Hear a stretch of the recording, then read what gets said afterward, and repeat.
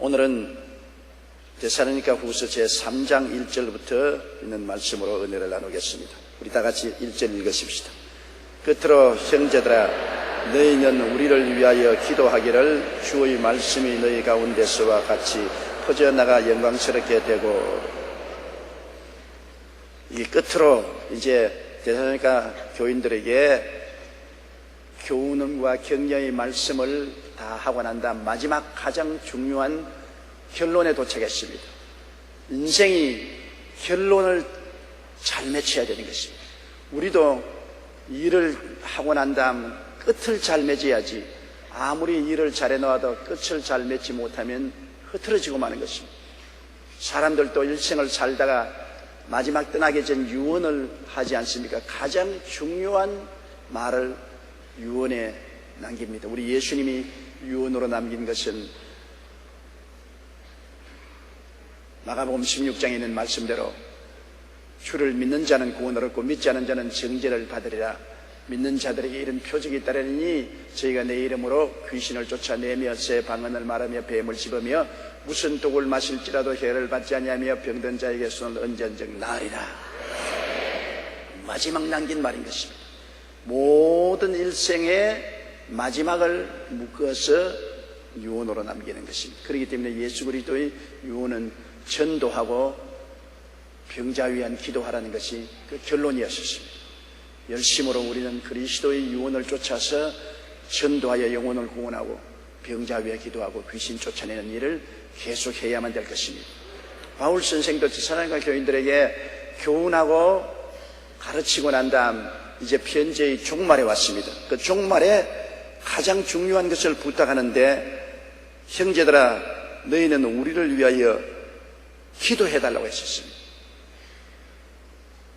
우리가 예수 믿는 사람은 기도를 부탁하는 것이 가장 중요한 부탁인 것입니다. 왜냐하면 기도는 하나님이 우리에게 와서 우리를 붙들어 주실 수 있는 대로를 수축하는 길인 것입니다. 우주의 비밀은 우리가 다 알 수 없지만은 그 비밀 중에 하나의 비밀이 기도인 것입니다. 하나님은 전지전능무소부지하시지만은 기도를 통해야 우리에게 손을 미칠 수 있다는 것입니다. 구하라, 그러면 주신다. 주시기를 원하시지만은 구하는 것이 앞서야 된다. 찾아라, 하나님을 간절히 찾아라, 그러면 하나님이 나타나실 것이다. 문을 두드려라, 그러면 열려진다. 먼저 우리가 구하고 찾고 두드리는 일을 해야 그 다음 하나님은 응답하시고 찾게 되시고 문을 열어주신다는 것입니다. 너희는 내게 부르짖으라고 말하십니다. 하나님께서 우리 보고 부르짖어라, 내게 응답하겠다. 부르짖으면 응답하겠고 내가 알지 못하는 크고 비밀한 일을 보여주시겠다고 예레미야서 33장 3절에 말했습니다. 시편 118편 5절로 7절에도 내가 고통 중에 야훼께 부르짖었더니 야훼께서 내게 응답하시고 나를 넓은 곳에 세워주셨다고 말씀한 것입니다. 부르짖는 기도가 굉장히 필요한 것입니다. 여러분, 사람들도 말하기를 웃는 아기에게 젖준다는 말이 있습니다. 항상 아기가 방실방실 웃고만 있으면 굶어 죽어요. 칭얼거리고 울어야 어머니 젖꼭지를 물려주지. 항상 방실방실하고만 있으면 안 되지는 않습니다. 우리도 주님께 부르짖어야 돼요. 물에 빠진 사람이 가만히 눈만 멀뚱멀뚱하고 있으면 괜찮은 줄 알고 내버려 두니까 빠져 죽지 않아요. 물에 빠진 사람은 손을 흐우적거리고 있는 힘을 다해서 날 살려주십시오, 날 살려주십시오 고함을 쳐야 건짐을 받지 않습니다. 부르짖어야 돼요. 간절하고 뜨거운 마음으로 하나님께 부르짖어야 하나님이 응답해 주시는 것입니다. 기도가 마귀의 진을 회파합니다. 그렇기 때문에 마귀는 기도를 굉장히 싫어합니다. 마귀는 말하기를 성경 공부 좋다, 성경 공부하라. 모임 좋다, 모임에 가라. 그러나 한 가지는 하지 마라. 기도하지 마라.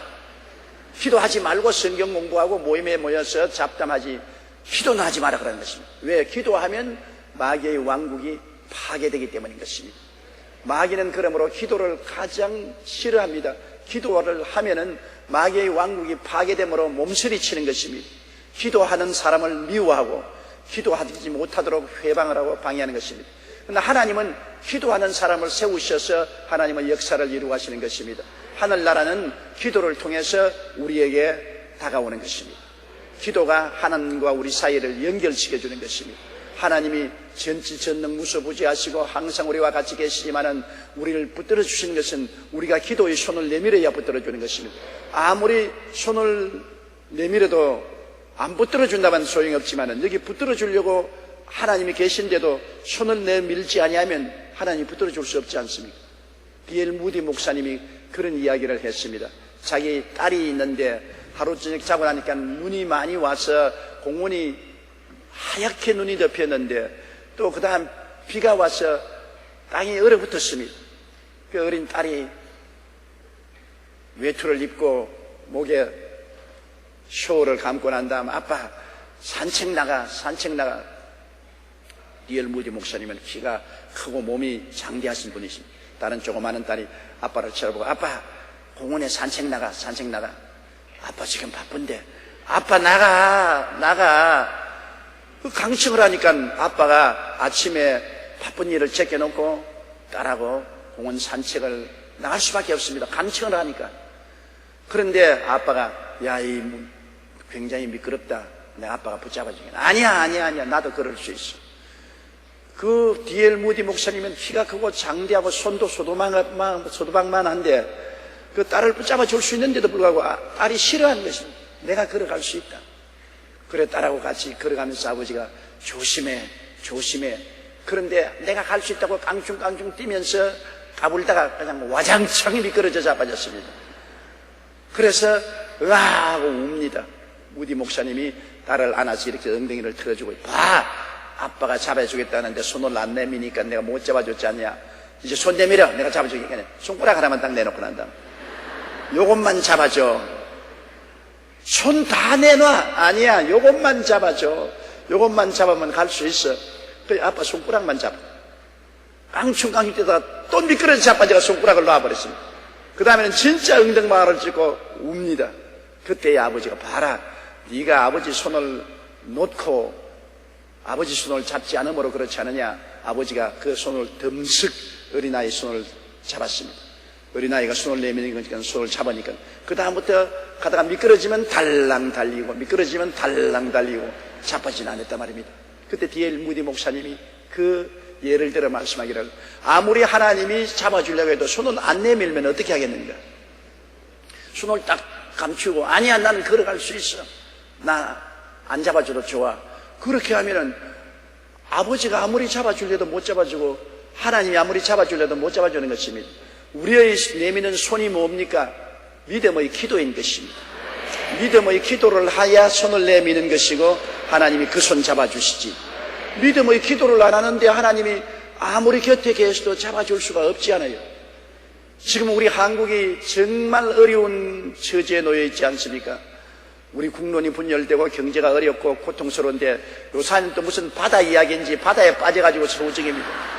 그놈의 바다 이야기가 어떻게 된 연고인지 그냥 신문에도 텔레비에도 라디오도 인터넷에도 전부 바다 이야기입니다. 이제 가을이 와가서 바다에 안 나가는데 자꾸 바다 이야기만 하니 웬일입니까? 온 국민 전체가 바다에 빠져서 허우적인 것입니다. 저 농촌 시골 마을까지 전부 바다 이야기에 빠졌습니다. 왜냐하면 대박이 터진다고 하니까 완전히 사행성 바다 이야기의 그 놀이기구에 빠져서 폐가 망신하고 자살까지도 하고 있는 것입니다. 세상의 나라 전체가 어떻게 이렇게 됐습니까? 온 나라가 합법적으로 도박장이 되고 마는 것입니다. 바다 이야기라는 것을 통해서 도박장이 돼요. 이 게임을 통해서 그냥 사람들이 결사적으로 매달리는 거예요.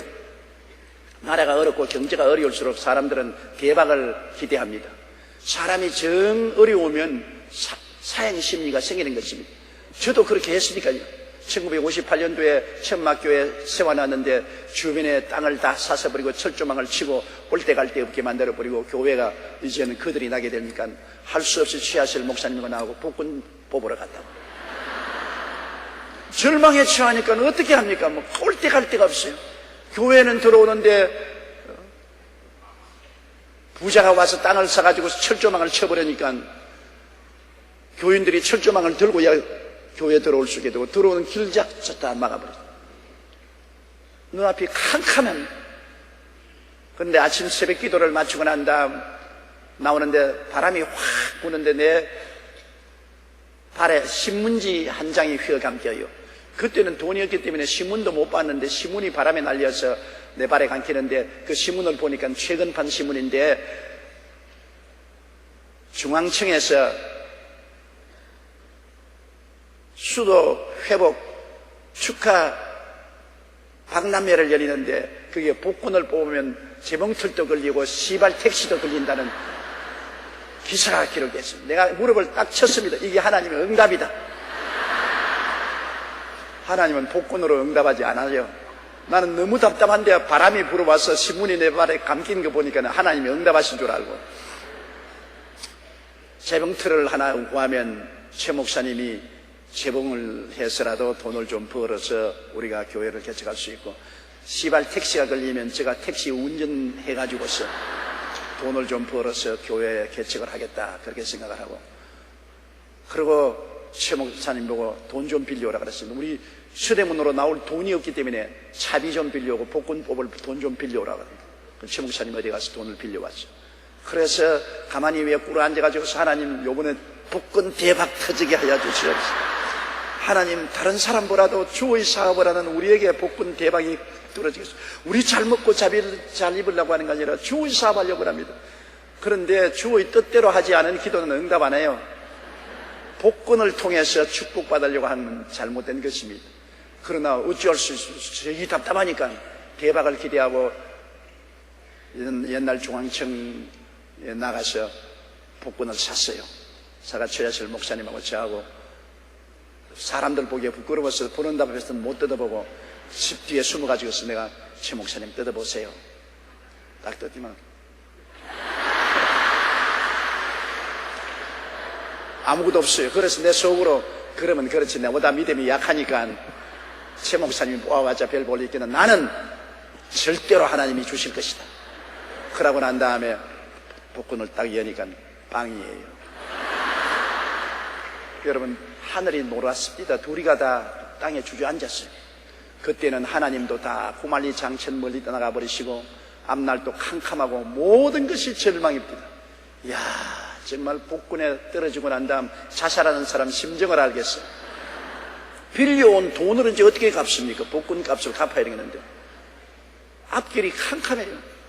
둘이가 울면서 전차를 타고 서대문을 깃들어서 마포까지 와서 마포에서는 걸어서 불광동으로 들어오는데 마포를 이렇게 나오면서 서대문을 나오면서 극장에 사람들이 저녁인데 많이 줄을 서 있는 것을 보고 내가 말했습니다. 하나님 안 믿는 사람들은 저런 좋은 길목에 극장을 세워놓고 사람들이 줄을 서서 극장에 들어가는데 왜 우리는 주의 사업하려고 하는데 천막조차 쳐는 것 다 빼앗으려고 원수들이 철조망을 치고 좌절과 절망에 처했는데 복권조차 당선되게 안 해주니 하나님은 어디 계십니까? 하나님은 저 극장 주인보다 못합니까? 그러는데 내 마음속에 고요하고 잠잠한 음성이 들려와요. 장차 온 한국의 주일날 극장에 나가는 수를 다 합쳐도 너희 교회에 나오는 숫자보다 적을 것이다.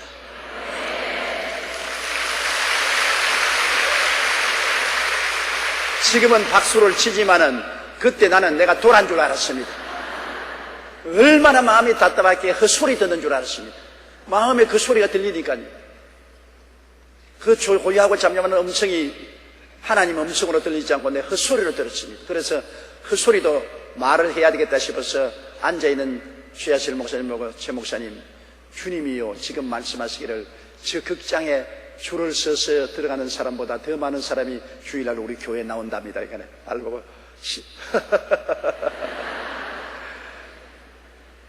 그 웃는 모습을 보니까 실성했구나. 이제 실성했구나. 그런 태도로서 웃으시더라고요.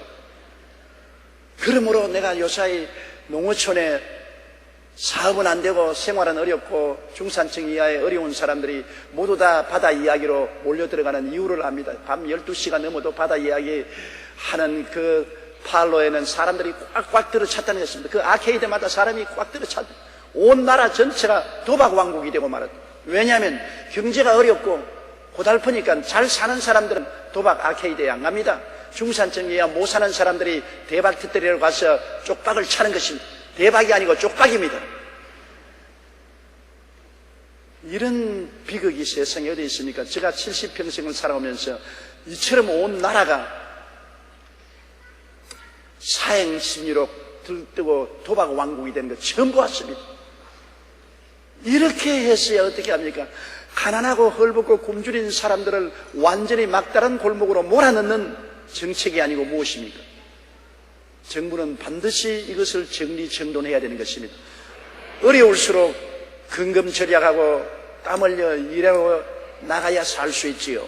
어려운 데 있는 것 다 모아가지고서 도박에 탕진가산하고 난 다음 가정이 깨어지고 홈레스가 되고 자살하고 이런 비극이 있어서는 되지 않을 것입니다. 너희가 없는 것은 구하지 아니함이라고 말했었습니다. 이럴 때일수록 우리가 예수 그리스도를 믿고 하나님을 찾고 하나님께 부르짖어야 개인도 잘 되고 나라도 잘 될 수 있는 것입니다. 우리를 살 수 있는 권세가 하나님께 있지 않습니까? 하나님께 찾아 나오면 이 환난에서 벗어날 수 있지만은 하나님을 찾지 않고 도박에 의지해서 우리 인생이 잘 살게 될 수는 결단코 없는 것입니다. 8월 21일부터 24일까지 오살리 기도원에서 열리고 있는 에스더 코리아 2006 세계 여성 금식 기도 성회에 김중문 목사님 설교 내용을 제가 읽어보고 굉장히 감동을 느꼈습니다. 김중문 목사는 우리는 지금 특별 비상사태로 회개와 금식 기도를 할 때이다. 북한의 미사일 시험 발사 등 안보의 위기, 10년간 기독교인 14만 4천 명이 감소한 교회와 신앙의 위기, 일본에 비해 기독 인구는 18배 많지만 사기죄는 100배가 많은 도덕적인 위기를 맞고 있다. 주님을 대적하기 위해 악의 세력들이 연합하고 있다. 빛과 어두움의 영적 전쟁에서 승리하기 위해 연합된 결사의 기도가, 종말론적인 기도가 절실히 필요하다고 김중훈 목사님 말씀하셨습니다. 여러분, 아예 목숨 내놓고 부르짖는 기도를 할 때 주님이 응답해 주시는 것입니다.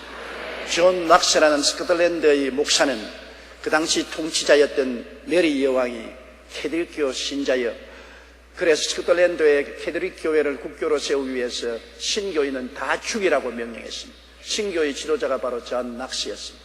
존 낙스는 메리 여왕의 이 칙령을 듣고 그는 메리 여왕의 있는 왕궁을 향해서 창문을 열고 그 방에서 엎드려서 하나님께 기도를 했습니다. 그는 하나님, 스코틀랜드를 제게 주시옵시오.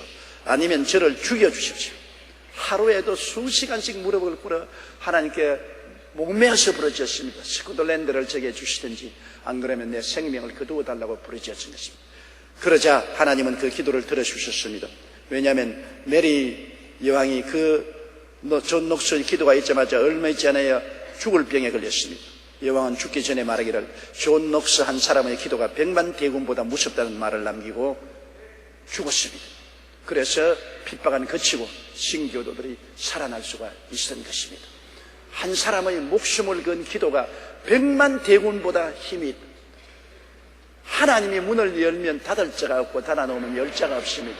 하나님이 크고 비밀하게 역사하시는데 여러분 어떻게 사람들이 감당할 수 있겠습니까?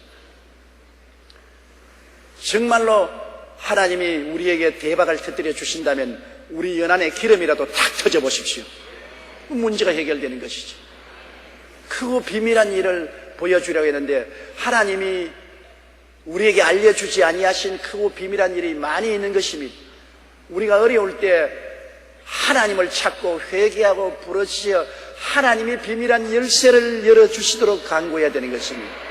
눈에는 아무 증거 안 보이고 귀에는 아무 소리 안 들리고 손에는 잡히는 것 없어도 주님께서는 길을 아시고 우리에게 해결의 방법을 보여주시는 것입니다. 하나님이 자기를 사랑하는 자를 위해서 예비해 놓은 모든 것은 눈으로 보지 못하고 귀로 듣지 못하고 마음으로 생각지도 못했다는 것입니다. 전혀 꿈 같은 일들을 하나님은 일으킬 수 있다는 것을 말씀하는 것입니다. 이러므로 기도가 우리 인생의 운명을 좌우하는 것입니다. 교회 부흥도 마찬가지입니다. 교회 부흥이 안 되는 이유는 우리가 기도를 등한히 하기 때문에 그런 것입니다. 왜냐하면 마귀가 부흥을 방해하고 있잖아요. 마귀가 사람들의 마음을 완악케 해서 그리스도의 복음을 받아들이지 못하게 막고 있는데, 이 마귀의 역사를 물리치고 사람의 마음이 부드러워지고 깨어지면 복음의 빛이 비칠 수가 있지 않은 것입니다. 그러므로 여러분, 화산이 폭발하면 화산재가 하늘을 덮어서 온 하늘이 캄캄해지는 것입니다. 이 오래 계속되면 햇빛을 받지 못하고 모든 동식물들이 다 죽는 것입니다. 화산 폭발로 그 폭발 자체가 무서운 것보다도 거기에서 나온 재가 태양을 덮어버리면 햇빛을 받지 못합니다. 오늘 텔레비 보니까 이번 홍수로 말미암아 강물에 흙탕물이 생겨서, 그러니 햇빛이 강물에 비치지 못하므로 강바닥에 있는 모든 풀들이 다 죽었다. 강물 안에서 자라는 풀들이 햇빛을 못 받아서 죽으니까 그 풀에 붙어서 사는 미생물들이 다 죽고, 미생물이 죽으니까 그걸 먹고 사는 물고기가 굶어서 다 죽고, 생태계에 어마어마한 파괴가 다가온다는 것입니다. 그러면 그 수초를 살리고 박테리아를 살리고 물고기를 살리면 강물이 맑아져야 돼요. 홍수가 져서 강물이 탕류가 되어 흐르는데 사람의 힘으로 어떻게 맑게 하겠습니까? 그 거대한 강물을 하나님이 역사하지 않고는 안 되잖아요. 오늘날 우리의 죄가 하늘을 덮어버리고 하나님의 영광이 우리를 비추지 못하는데, 우리에게 축복의 은혜가 넘쳐날 수가 없는 것입니다. 아무리 복음 전도를 하려고 해도 마귀가 불신앙의 먹장 구름으로 하나님의 영광의 빛을 가려놓고 있습니다. 하나님의 영광의 빛이 아무리 비춰도 마귀가 불신앙의 먹장 구름으로 막아놓으니까 빛이 안 비침으로 신앙이 다 죽었죠. 신앙이란 것은 그리스도의 은혜의 빛을 받아야 살아나는 것입니다. 그리스도의 은혜의 빛이 마귀의 흑암의 세력으로 덮어놓아서 안 비치니 어떻게 합니까? 그 마귀의 흑암의 세력을 제끼는 것은 우리 기도의 힘인 것입니다. 기도를 하면 마귀의 흑암의 세력이 제껴지고 그리스도의 빛이 비쳐오는 것입니다. 그렇기 때문에 가족을 위해서 열심히 무릎을 꿇어 기도하면 가족들에게 그리스도의 구원의 빛이 비침으로 회개하게 되는 것이요, 우리의 이웃이나 사회와 국가를 위해서 우리가 애쓰고 기도하면 그리스도의 빛이 비치게 되는 것입니다. 문제는 그리스도의 빛만 비추면 해결되는데, 빛이 비치지 못함으로 다 죽어간다고, 생명이 없어 죽어간다고. 미국의 유명한 부흥사인 무디 목사님이 1872년 영국의 작은 교회에서 부흥회를 열었는데 열흘 동안에 400명이 구원을 받는 놀라운 역사가 일어났습니다. 무디 목사님이 어떻게 해서 그 교회에 그렇게 많은 영혼이 구원을 받는지 이유를 알아보았으니 그 이유가 이럽니다. 그 교회는 선천적 장애로 침대에 누워있는 마리안 아들라르드라는 여인이 있었는데, 이 여인이 매일 기도했습니다. 하나님, 나는 예배에 나갈 수는 없지만 우리 교회에 부흥을 주시옵소서, 부흥을 주시옵소서. 이 여인의 중보기도로 말미암아 그 교회가 부흥의 역사가 일어난 것입니다. 전신장애에 대해서 누워있어서 다른 일은 할 수 없으나 끊임없이 우리 교회에 부흥을 달라고 기도하니까 마귀의 역사가 무너지고, 무디 목사님이 설교할 때 그리스도의 은혜의 빛이 비치어서 400여 명의 영혼들이 구원을 받는 기적이 일어나게 된 것입니다. 우리의 사명은 멸망하는 세상에서 하나님의 택한 백성들을 건져내는 것입니다. 이것을 위해서 하나님께서는 우리에게 중보 기도를 하라는 것입니다. 기도는 하나님의 영광의 광채를 비추게 하는 유일한 길인 것입니다. 아무리 사랑을 베풀어도, 사랑을 감사하게 받아도 마음에 빛이 비추지 않으면 구원은 받지 못합니다. 아무리 동정을 하고 아무리 침묵을 해도 그리스도의 구원의 빛이 비추지 아니하면 소용이 없습니다. 그리스도의 빛은 성령으로 말미암아 비치는 것인데, 성령의 역사하기 위해서는 마귀의 일이 멸해져야 되는 것입니다. 마귀의 일을 멸하는 길은 기도밖에 없는 것입니다. 첫째도 기도요, 둘째도 기도요, 셋째도 기도인 것입니다. 부르짖어 기도하는 것은 먹장 구름을 불어내는 폭풍과 같은 것입니다. 여러분의 기도가 폭풍같이 되어서 모든 마귀의 먹장 구름을 다 불어내는 것입니다. 그렇기 때문에 기도의 바람이 일어나는 것을 굉장히 마귀는 싫어하는 것입니다. 성령은 오시면 기도 바람을 일으키는 것입니다. 또 기도하면 성령의 바람이 불어오는 것입니다. 기도와 성령의 역사는 언제나 동시다발로 일어나는 것입니다. 그러므로 정말 기도해야 돼요. 우리 여의도 순복음교회가 오늘날 같이 이처럼 거대한 교회로 자란 것은 우리 교회가 정말 기도하는 교회였기 때문에 그런 것입니다. 우리 교회는 새벽 기도로부터 시작해서 철야 기도, 금식 기도, 또 모일 때마다 통성 기도, 구여교회 기도, 열심히 있는 기도를 과거에 했기 때문에 오늘날 그 기도의 열매를 따먹고 있는데, 오늘날 또 우리가 과연 기도에 힘쓰는지 상당히 염려 근심이 됩니다. 그러나 우리가 두세 사람 이상 모였을 때 우리 교회를 위해서, 우리 사회와 국가를 위해서, 세계 평화를 위해서 끊임없이 기도하는 우리가 되어야 되는 것입니다. 나 같은 사람 기도한다고 무슨 효과가 있느냐? 여러분, 비 한 방울 한 방울이 모여서 큰 홍수가 되는 것입니다. 티끌 모아 태산, 눈물 모아 한강이라는 말인 것입니다. 나 한 사람으로서는 별 볼 일 없지만은 한 사람 한 사람이 합쳐지면 큰 힘이 되는 것입니다. 여러분의 기도가 온 성도들의 기도와 연합하면 큰 힘이 되는 것입니다. 그렇기 때문에 쉬지 말고 우리는 기도해야 되는 것입니다. 항상 기뻐하라, 쉬지 말고 기도하라, 범사에 감사하라. 우리가 기뻐하는 것은 우리 개인의 삶의 행복을 위해서 기뻐해야 되는 것입니다. 마음이 기뻐야 사람이 긍정적이 되고 적극적이 되고 힘이 생기는 것입니다. 슬프면 힘이 안 생깁니다. 슬픔은 부정적이 되어요. 부정적인 태도를 가지고는 절대로 아무 일도 이루지 못합니다. 긍정적이 되고 적극적이 되고 맑고 밝고 환하게 되는 것은 마음이 기뻐야 되는 것입니다. 그런데 마음이 기쁘면 어떻게 합니까? 여러분, 기뻐요. 내 마음이 기뻐요. 그건 거짓말입니다. 울상을 하고 기쁘다는 말은 거짓말 아닙니까? 마음의 기쁨은 얼굴에 나타나는 것입니다. 얼굴은 마음의 거울이니까. 마음의 슬픔은 얼굴에 침울하게 있는 것입니다. 마음의 고통이 있으면 얼굴이 이그러지는 것입니다. 마음이 기쁘면 얼굴이 환해지고 밝아지고 웃게 되는 것입니다. 기쁨과 웃음은 언제나 이퀄입니다. 마음의 즐거움은 양약이라도 참 제일 좋은 약이 마음의 즐거움인 것입니다. 이거 그냥 교훈적으로 준 말씀입니다. 진짜로 오늘날 과학적으로 이학적으로 증명된 사실입니다. 마음에 기쁘고 즐거워서 웃는 것은 제일 좋은 약으로서 웃을 때마다 이 약이 뿜어나와서 몸에 있는 암을 죽이고 병균을 죽이는 역할을 하는 것입니다. 여러분이 기뻐하고 웃을 때마다 그만큼 약이 만들어지고 병이 죽습니다. 건강히 살아나는 것입니다. 그러므로 항상 모여서 기뻐하고 즐거워해야 되는 것입니다. 여러분, 기뻐하는 것은 기뻐하면 웃게 되는데 우리 마음은 하나 이상한 점이 있습니다. 진짜로 기뻐해서 웃는 것도 웃는 것이고 억지로 웃어도 웃는 것입니다. 억지로 웃는 것하고 자연적으로 웃는 것을 구별을 못하는 것이 우리 마음입니다. 오늘 과학자들도 말하기를 마음이 진짜로 웃는 것하고 억지로 웃는 것은 웃기만 하면 똑같이 취급한다는 것입니다. 그렇기 때문에 여러분께서는 거울에 서서 억지로 웃으라고요. 진짜로 웃는 것과 효과가 똑같이 나타나는 것입니다. 저는 오늘 또 설교하러 나오기 전에 거울을 쳐다보고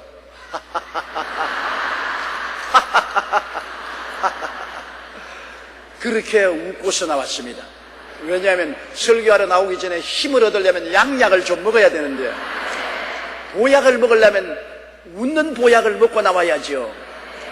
웃으면 진짜로 양약이 되고 마음의 모든 병을 제하고 모든 우울과 절망감을 제하고 마음을 긍정적이고 적극적으로 만드는 보약이기 때문에 웃음의 보약을 여러분 항상 잡수세요. 그리고 또 이 웃음의 보약은 모여서 웃으면 효과가 더 많이 난대요. 혼자 웃는 것보다 두세 사람 모여서 웃으면 더 효과가 난대요. 왜냐하면 즐거움은 전파력이 강합니다. 한 사람이 즐거워하면 다른 사람도 즐거워하지 않습니까? 즐거움은 나눌수록 더 커지는 것입니다. 두 사람 모였을 때 서로 웃고 즐거워하면 굉장한 치료가 되는 것입니다. 오늘날 여러분 병이 많고 너무나 건강하지 못한 환경 속에서 건강을 가져오고 질병 없이 행복하게 젊게 살려면 많이 웃어야 됩니다. 그렇기 때문에 성경은 항상 기뻐하라. 좋을 때만 기뻐하고 슬플 때는 기뻐하지 말라는 것이 아니라 항상 기뻐하라. 그 다음에는 쉬지 말고 기도하라. 계속 기도를 함으로 하나님과 대로를 열어놓아라. 늘 기도의 바람을 일으키면 구름이 우리에게 떠올라올 수가 없습니다. 마귀가 먹장 구름을 가져오면 우리가 기도를 해서 바람이 일으켜서 기도의 바람으로 구름이 다 날아가 버립니다. 그 마귀가 저 집에는 갈 수가 없다. 바람이 너무 불어서 갈 수가 없다.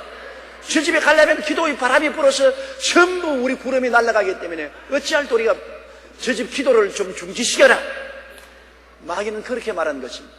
항상 기뻐하면 내 개인적으로 건강해지고 심신이 건강해지고, 항상 기도하면 마귀의 역사가 사라지고,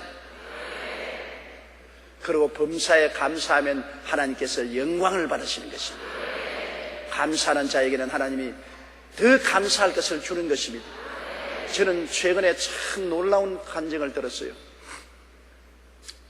우리 교회는 나오지 않는데 군에 있을 때 사고를 당해서 팔다리를 다 잃어버렸어요.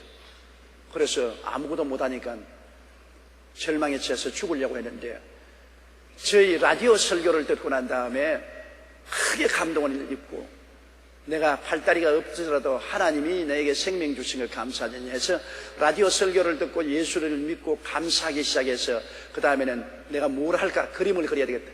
입에 붓을 물고 그림을 그리기 시작해서 한국에서 저명한 화가가 됐어요. 나는 어제 그 간증을 들었습니다. 그분은 이제 세상을 떴는데, 그가 세상을 뜨기 전에 영화 감독을 만나서 하는 말이, 나는 팔다리를 다 잃고 절망에 처해서 죽으려고 했는데, 몇 번이나 죽으려고 몸을 뒹굴어도 죽지 않았는데, 하루는 조용기 목사의 라디오 방송을 듣고 예수를 구주로 믿게 되고 꿈을 가지고, 그래서 입으로 그림을 그리기 시작해서 화가가 되었다. 그리고 삶의 의미를 발견했다. 오히려 그 위치에 있으면서 영화 감독을 보고, 당신도 순복음교회에 나가서 예수를 믿어라. 그래서 그 영화 감독이 우리 교회를 나오게 됐어요.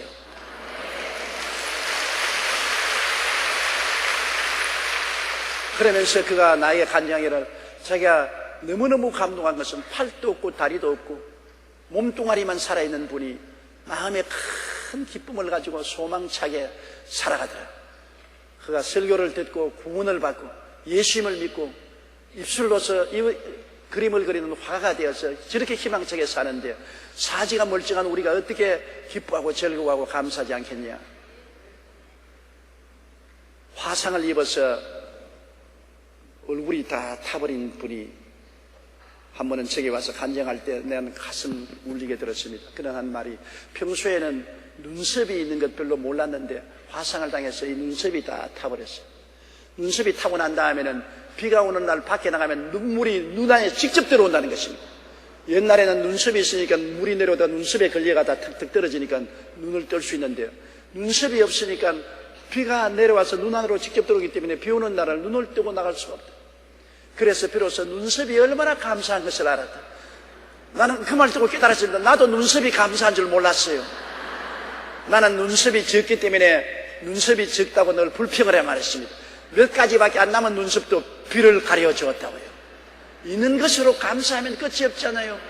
눈썹 있는 것도 감사하고, 보는 눈 가지고 듣는 귀 가지고 말할 수 있는 입을 가지고 사지백체가 있어 교회에 나와서 예배 드릴 수 있는 것, 뭐 생각하면 감사할 것 끝이 없어요. 우리 정말 불평하면 큰 죄 짓습니다. 있는 것 가지고 하나님께 감사하며 살아야 되는 것입니다. 감사로 제사를 드리는 자가 나를 영화롭게 하느니 그 행위를 옳게 하는 자에게 나의 구원으로 보이리라고 말씀하는 것입니다. 감사를 하면 하나님이 자꾸 더 주셔요. 촛불을 보고 감사하면 전등불을 주시고, 전등불을 보고 감사하면 달빛을 주시고, 달빛을 보고 감사하면 태양을 주시고, 태양을 보고 감사하면 천국을 준다고 서풀 전 목사님이 말했죠. 감사는 자꾸만 우리의 삶을 더 부유하고 영광스럽게 만들어주는 것입니다. 그러므로 우리 삶 속에 늘 기뻐하기 위해서는 늘 웃으세요. 기쁨을 가져올 이유가 없으면, 억지로 웃으면 그것이 기쁨과 똑같은 효과를 발생하는 것입니다. 그렇기 때문에 억지로 자꾸 웃어요. 웃을 수 있는 것은 기뻐하고, 기쁘면 양약이 되니까. 뭐 요사이 천년 먹은 산삼 먹으면 좋아진다, 뭐 특별한 좋은 약이 있다는 선전이 많이 나오는데, 물론 다 효과가 있겠지요. 효과 없는 거 선전할 리는 없으니까. 그러나 하나님이 선전하는 선전구를 읽어야 되는 것입니다. 하나님은 뭘 선전합니까? 산삼을 먹어라, 뭐 특별한 비타민을 먹어라, 그렇게 하지 않으시고 웃어라. 모두 다 할 수 있는, 돈 없는 사람도 돈 있는 사람도 지식인도 무식인도 할 수 있는 것. 마음의 즐거움은 양약이 된다. 다른 치료 못가들은 앉아서 하루 종일 거울 들여다보고 웃어라. 그러면 약공장에서 양약이 막 쏟아져 나오니까 그 약을 하나님이 주시는 약이니까 그 약은 세상의 본을 볼 수가 없습니다. 하나님이 주시는 약을 먹고 나면 암도 사라지고 관절염도 사라지고 모든 고통이 사라지고 마는 것입니다. 세상 사람들은 웃으려고 뭐 웃기는 영화도 보러 가고 웃기는 사람들 이야기도 들어가지만은 우리는 하나님 말씀을 생각하고 주님의 은총을 생각하고 우리가 기쁘고 즐거워서 웃지 아니할 수가 없는 것입니다. 그러므로 자꾸 웃으세요. 이거는 정말 보약이니까 내가 다시 당부합니다. 다 할 수 있는 문제입니다. 다 할 수 있으니까 이것은 영적 보약이 되고 마음의 보약이 되고 육체의 보약이 되고 생활도 보약이 되는 것입니다. 집안에도 웃음소리가 넘쳐나면 집안이 잘 때는 보약이 되지 않습니까? 남편이 항상 큰 소리로 웃고 아내가 항상 깔깔깔깔깔깔 웃고 어린아이들이 깽깽깽깽 하고 웃고 그러면 집안이 얼마나 화목하고 좋습니까? 이거는 가정 보약도 되고 개인의 영적 보약, 심적 보약, 육체적 보약이 되고 내 삶의 관계를 정말 아름답게 할 수 있는 것이 웃는 것입니다. 이렇게 좋은 약을 하나님이 주셨는데 왜 우리가 이 보약을 먹지 않겠습니까? 기도의 말이 나왔다가 온갖 것으로 다 흘러갔습니다. 끝으로 형제들아 너희는 우리를 위하여 기도하기를. 그럼 기도하는 목표가 뭡니까? 주의 말씀이 너희 가운데서와 같이 퍼져나가 영광스럽게 되기를 위해서 기도해달라. 데살로니가에 와서 복음을 전거해서 주의 말씀이 창대하게 된 것은 다른 데서 기도를 해 주었기 때문에 그렇게 된 것인 것입니다. 바울 선생이 데살로니가에 와서 전도할 때 아가야 지구에 있는 고린도 교회들이 아마 열심으로 기도했을 것입니다. 기도했기 때문에 데살로니가의 복음이 창대하게 된 것처럼 또 너희들이 나를 위해서 기도해 줌으로 말미암아 내가 다른 데 가서 복음을 전가할 때 복음이 창대하게 전파되어 하나님의 영광이 나타나게 하라는 것입니다. 기도와 하나님의 영광은 언제나 손에 손을 잡고 가는 것입니다. 왜냐하면 기도하면 하나님의 역사가 나타나니까 하나님의 영광을 볼 수 있죠. 조그마한 일에도 하나님의 역사가 나타나면 영광을 체험하게 되는 것입니다. 내 손가락이 아파도 다른 사람은 손가락 아픈 게 뭐 대단한 일이에도 본인이 손가락이 아프면 굉장히 고통스러워요. 하나님께 기도하고 난 다음 손가락 아픈 것이 딱 그치면 와, 설교 100번 들은 것보다 더 감동이 되는 것입니다. 와, 손가락이 야, 하나님이 살아계십니다. 하나님 감사합니다. 주님께 영광을 돌립니다. 기도를 통해서 하나님의 역사가 나타나면 하나님이 영광을 받으시게 되는 것입니다. 우리가 이론적으로 하나님을 믿고 지적으로 하나님을 믿는 것보다는 체험을 하게 되면 정말 가슴이 찡하게 하나님이 살아계신 것을 느낄 수 있게 되는 것입니다. 그 체험이 기도를 통해야 체험이 오지 기도 안 하는데 체험이 오지 않는 것입니다. 적게 기도하면 적게 체험하고 많이 기도하면 많이 체험할 수 있는 것입니다. 성령도 우리 연약함을 도와주셨는데요. 성령도 기도할 수 있도록 우리 연약함을 도와주셨는데 어찌한지 성령의 도우심을 받아서라도 우리가 기도해야 되는 것입니다. 2절요. 또한 우리를 부당하고 악한 사람들에게서 건지시옵소서 하라. 매덤은 모든 사람의 것이 아니니라. 자, 복음을 전가하러 가면 부당하고 악한 사람들이 많습니다. 부당한 사람, 정정당당하지 못하고 비겁하고 비열하게 앞에서나 뒤에서 모략 충성하고 복음을 못 전하게 하는 것입니다. 뭐 바울 선생 보고 그런 거짓말쟁이다, 사기꾼이다, 사람들을 미혹해 한다, 이단이다, 온갖 부당한 말로서 공격을 하는 것입니다. 마귀가 무슨 짓을 모래요? 마귀는 그 짓의 앱이니까 그리스도의 복음을 전가하게 나오면 억지 소리를 하고 온갖 부당한 말로서 시비를 걸고 욕을 하고 고통을 가져오는 것입니다. 마귀가 가만히 있으면 마귀가 없는 것이죠. 마귀가 살아있는 이상은 대적하지 않겠습니까? 더구나 복음은 마귀의 나라를 멸하고 하늘나라를 확장하는 역사인데 마귀의 군대가 가만히 있겠습니까? 마귀와 귀신들은 때를 지어서 부당하게 공격하는 것입니다. 마귀는 정정당당하게 공격하지 않습니다. 언제나 배후에 서서 모함하고 시기하고 질투하고 분노하고 모략 중상을 하고 그렇게 해서 복음 전하는 사람이 낙심하게 만드는 것입니다. 우리 지역장, 구역장이 지역구역을 위해서 일할 때라도 사람들이 없는 마음을 만들어내고 사람 속을 썩이고 고통을 가져오는 일들이 많습니다. 낙심시켜서 주의 사업 못하게 하려고. 가장 주의 사업을 하는 사람에게 중요한 것은 용기가 있어야 되는데 용기를 잃어버리고 낙심하게 되어버리면 그만 주저앉아버리고 못하게 되는 것입니다. 이러기 때문에 원래 우리가 주의 사명을 받으면 사명을 받은 대로 반드시 마귀가 낙심시키려는 것을 알아야 되는 것입니다. 그러므로 주 안에서 강하고 담대해야 돼요. 주님만 바라보고 나가야지 세상 사람 바라보고 나가면 좌절하고 낙심할 수밖에 없는 것입니다. 이러므로 이 부당한 사람들, 이 불의한 사람들, 악한 사람들에게서 건져달라고 기도해라. 하나님께 기도해야 하나님께서 그 기도의 제목을 통해서 역사하여 주시는 것입니다. 그러므로 기도라는 것이 목표 있는 기도를 하라는 이유가 그게 있지 않습니까? 막연한 기도하지 말고 분명한 목표를 세우고 기도하라. 목표를 세우고 기도해야 하나님이 그 목표를 따라서 응답을 합니다. 그냥 기도할 때 복음이 창대하게 해달라고 기도할 뿐 아니라 악하고 부당한 사람들에게서 우리를 건져달라고 기도해달라. 그러면 하나님께서 주의 사자들을 보내서 악하고 부당한 사람을 내가 쫓아주시는 것입니다. 그냥 하나님이여 나를 보호해 주시옵소서 하지 말고 하나님 오늘 차 타고 여의도 순복음교회 가서 예배보고 올 테니까 가고 오는 길에 보호하여 주시옵소서. 분명하게 하나님 앞에 목표를 가지고 기도를 해야 되는 것입니다. 막연한 기도를 하지 말고 목표 있는 기도를 해야 되는 것입니다. 그래야 하나님께서 그 기도를 받아서 역사해 주는 것입니다. 마귀에게 하나님 내 성도가 이 일을 해달라고 기도했다. 이 일은 내가 해야 되겠다. 막연하면 하나님이 막연하게 하나님 도와주시옵소서. 뭘 도와줄까? 그냥 도와주시옵소서.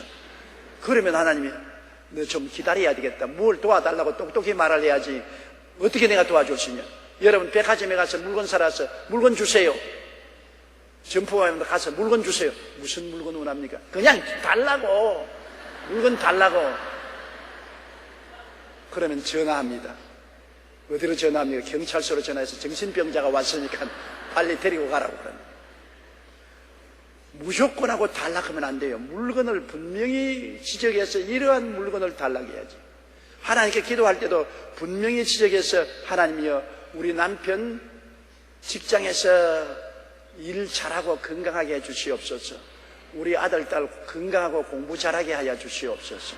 우리 집안 주님께서 도와주셔서 매달 일용한 양식을 공급하여 주시고 은혜를 주시옵소서. 분명하게 목표를 세워서 기도를 해야 돼요. 그래야 하나님이 그래 이것을 주문했으니 이것을 주구마 그렇게 하지. 하나님께 분명히 주문을 안 하고 그냥 주님이시여 은혜를 주시옵소서 주시옵소서. 무슨 은혜 줄고 아무거나 좋습니다. 아무거나 은혜를 주시옵소서. 그렇지 않습니다. 솔로몬이 1천 번제를 드리고 난 다음에 자는데 꿈에 하나님이 나타나서 내가 너에게 뭐 해줄고 솔로몬이 하나님 그냥 은혜를 주시옵소서 그렇게 안 했습니다. 분명하게 말을 했어요. 솔로몬이 주의 백성이 모래알보다 많으니 나는 어린아이라 어떻게 재판할지를 모르겠으므로 주의 백성을 잘 재판할 수 있도록 지혜를 주시옵소서. 하나님이 네가 참 좋은 것을 구했다. 너를 위해서 오래 살 것을 구하지도 아니하고 돈도 구하지 아니하고 원수의 생명도 구원하지 아니하고 지혜를 구하니 잘 구했도다. 그러므로 네가 지혜를 구했으므로 전무후무한 지혜도 주겠고 장수도 주겠고 부귀도 주겠고 원수도 갚아주겠다고 말씀한 것입니다. 그게 하나님이 분명히 목적을 말했지 않습니까? 내가 장수를 구하지도 않고 그것도 목표지요. 부귀도 구하지 아니하고 원수의 생명을 없애달라고 구하지도 않냐고. 이거 전부 다 조건 아닙니까?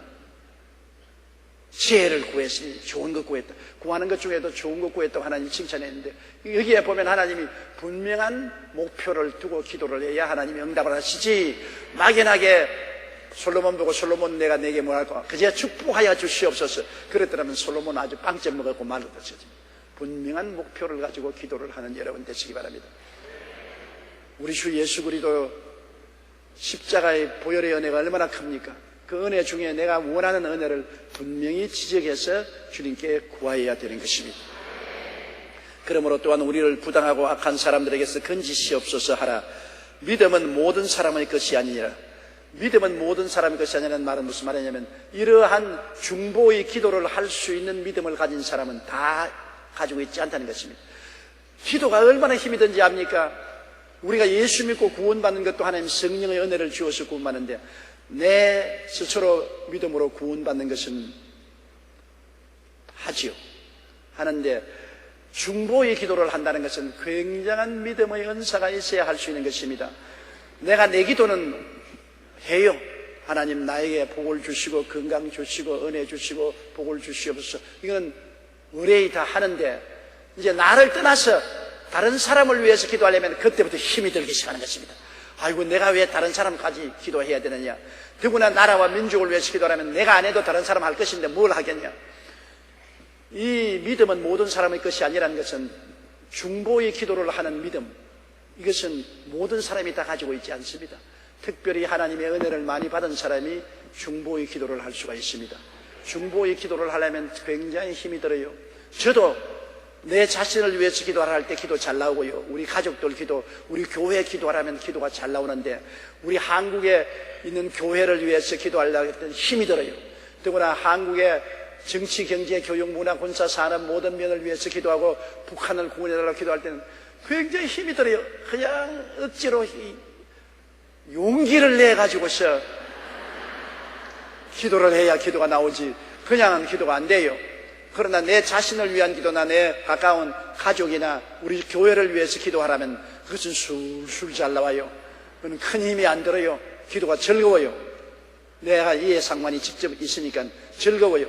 그러나 한 걸음 더 나아가서 이웃 교회를 위해서 기도하고 나라와 민족을 위해서 기도하고 북한을 위해서 기도할 때는 정말 입이 바삭바삭 마르고 기도하는 것이 힘이 드는 것입니다. 그러면 바울 선생이 말하기를, 믿음은 모든 자의 것이나, 이런 중보의 기도를 하는 믿음을 가진 사람은 모두 다 가진 것은 아니다. 그러나 데살로니가 교인들은 충분히 은혜를 받아서 중보 기도를 할 수 있을 만한 믿음을 가지고 있기 때문에 너희가 나를 위해서 중보의 기도를 해달라고 말씀한 것입니다. 우리 여의도 순복음교회 성도들은 성령의 은혜를 받아서 중보의 기도를 할 수 있는 믿음을 가진 자들인 것입니다. 그건 내가 알아요. 왜냐하면 설교 마치고 난 다음 우리 통성 기도할 때 보면, 뜨겁게 통성 기도하는 것을 보면 다 중보의 믿음의 은사를 받은 사람들인 것입니다. 기도의 믿음이 오지 않은 사람들은 그렇게 기도할 수 없어요. 기도하려면 그냥 가만히 입 다물고 있어요. 그러나 통성으로 주님께 부르시어 기도할 수 있다는 것은 기도할 수 있는 믿음의 은사가 온 사람들인 것입니다. 바울 선생은 이런 기도의 은사는, 이런 믿음은 모든 사람이 다 가지고 있지는 않다는 것입니다. 여러분에게 하나님이 나 이외에 다른 사람을 위해서 중보의 기도를 할 수 있는 힘을 주시면서는 그것은 특별한 믿음인 줄 아십시오. 하나님이 특별히 믿음을 주셔서 중보의 기도를 하도록 만들어 주시다는 것을 아시기 바랍니다. 여러분이 그런 믿음을 가지고 기도하면 우리 한국 교회가 살고 한국 민족도 살아날 수가 있습니다. 3절요. 주는 미쁘사 너희를 굳건하게 하시고 악한 자에게서 지키시리라. 이렇게 기도 생활을 하면 주는 미쁘시다. 미쁘다는 것은 한결같다는 것입니다. 변함이 없다는 것입니다. 주는 미쁘다니까 주님은 예쁘다는 것만 오해하면 안 됩니다. 예쁘다는 말이 아니고 미쁘다, 성실하다, 변함이 없다.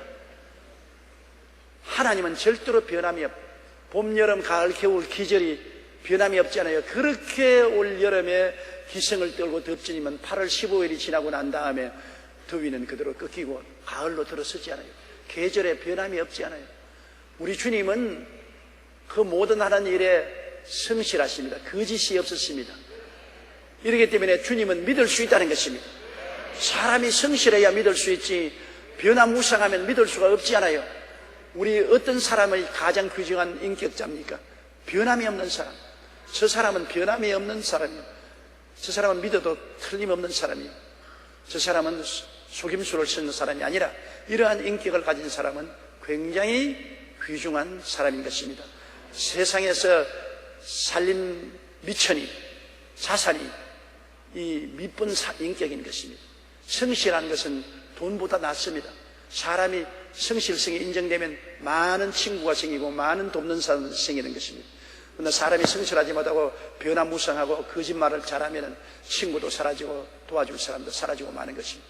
하나님은 인생이 아니신지라 시건치 아니하시고 인자가 아니신지라 거짓이 없으십니다. 그 하신 말씀을 반드시 이루시는 것입니다. 그러므로 주님은 미쁘사 너희를 굳건하게 하신다. 그리고 악한 자에게 지키신다. 우리가 부지런히 주님께 기도하고 의지하면 주님은 우리를 믿음을 언제나 강하게 해주시고 악한 마귀에게서 늘 건져주십니다. 우리 하나님 목자 아니십니까? 목자는 우리에게 올 때 반드시 지팡이와 막대기를 가지고 오십니다. 목자가 빈손 들고 덜렁덜렁 오는 것은 목자가 아닙니다. 목자는 긴 목이 있는 이런 지팡이를 가집니다. 이를 이렇게 잡으면 막대기가 되고 거꾸로 잡으면 지팡이가 되는 것입니다. 주님께서는 지팡이를 통해서는 우리의 길을 엽니다. 지팡이로서는 길을 열어요. 막대기는 쳐서 원수를 쫓아내요. 주님이 우리에게 오시면 언제나 우리에게 길을 열어서 성공적인 인생을 살도록 해주시는 것입니다. 우리의 주님의 지팡이가 늘 우리와 같이 있어서 우리의 없는 길을 열어주시고 캄캄한 곳에 길을 내어주시고 우리를 성공적으로 인생을 살도록 굳건하게 만들어주시고 주님은 막대기를 가지고 원수를 치는 것입니다. 저는 매일같이 주기도문에 이 성경 구절을 인용합니다. 내가 사망의 엄침한 골짜기로 다닐지라도 해를 두려워하지 않을 것은 주께서 나와 함께 계시며 주의 지팡이와 막대기가 나를 안위하시나이다. 언제나 우리는 주님 지팡이와 막대기를 바라보아야 되는 것입니다. 우리가 기도해야 되는 것입니다. 주님이여 나와 같이 계신 주님 감사합니다. 주의 지팡이로 나를 인도하여 주시고 주의 막대기로 나를 보호하여 주시옵소서. 기도해야 되면 매일같이 기도하면 주님은 미쁘시사 틀림없이 주의 지팡이로 우리를 인도해 주시고 막대기로 우리를 보호해 주시는 것입니다. 주님은 우리의 목자이고 우리는 주의 기르시는 양이기 때문인 것입니다. 목자는 양을 위해서 목숨을 버립니다. 예수님은 말하기를 나는 선한 목자라 나의 양을 위해서 내 목숨을 버린다고 말한 것입니다. 목숨을 진짜로 버렸었으며 부활하신 예수님은 목숨을 버려서 값주고 산 양을 너무나 사랑하시기 때문에 우리를 버리지 아니하고 떠나지 아니하시고 항상 우리 곁에 계십니다. 주님은 오늘 성령으로 우리와 같이 계시면서 오늘 또 주님 손에 지팡이를 들고 막대기를 들고 있는 것입니다. 나에게 구하라. 내가 지팡이와 막대기로 길을 내고 보호해 주겠다. 얼마나 마음이 든든합니까? 우리에게는 눈에 안 보이는 주님의 지팡이와 막대기가 같이 있는 것입니다. 눈에 안 보이는 길을 안내하는 주님 역사, 눈에 안 보이는 보호하는 주님의 역사가 언제나 우리에게 함께 하고 계신 것입니다. 그러므로 우리는 외롭지 않고 버림받지 않았습니다. 우리 주님이 능치 못하심이 어디에 있습니까? 주님의 지팡이는 무슨 일에도 길을 열어주시고 주의 막대기는 어떤 원수도 물리쳐 주실 수가 있기 때문에 우리는 주님께 의지하고 마음이 든든할 수가 있는 것입니다. 그러므로 주는 미쁘사 너희를 굳건하게 하시고 악한 자에게서 지키시리라. 한 줄만 더 할까요? 4절 우리가 다 같이 읽으십시다. 너희에 대하여 우리가 명한 것을 너희가 행하고 또 행할 줄을 우리 주 안에서 확신하노라. 너희에 대하여 우리가 명한 것을 너희가 행하고 또 행할 줄을 주 안에서 확신한다. 바울 선생은 데살로니가 교인들을 위해서 편지를 써서 신앙의 모든 규범을 가르쳐 주었지 않습니까? 그 신앙의 규범을 가르쳐 준 대로 행하고 또 계속해서 행할 줄 믿는다고 당부를 하는 것입니다. 부모가 자식을 두고서 야 내가 너에게 부탁한 말을 너희가 다 실천하고 또 그것을 더 확실히 행할 줄 믿는다. 부모가 자식을 두고 멀리 여행 갈 때 자식을 불러놓고 부탁하는 것이 그것입니다. 내가 너에게 부탁한 것을 네가 반드시 다 행해서 아침 일찍 일어나고 세수하고 옷 입고 학업 정리해서 학교에 나가고 일찍이 집에 돌아오고 중간에 동무들과 놀지 말고 집에 들어와서 숙제도 하고 운동도 하고 그리고 너무 오랫동안 텔레비 보지 말고 일찍이 잠자고 그렇게 해라. 내가 부탁한다. 엄마가 부탁한 건 네가 행하고 더 열심히 행할 줄 믿는다.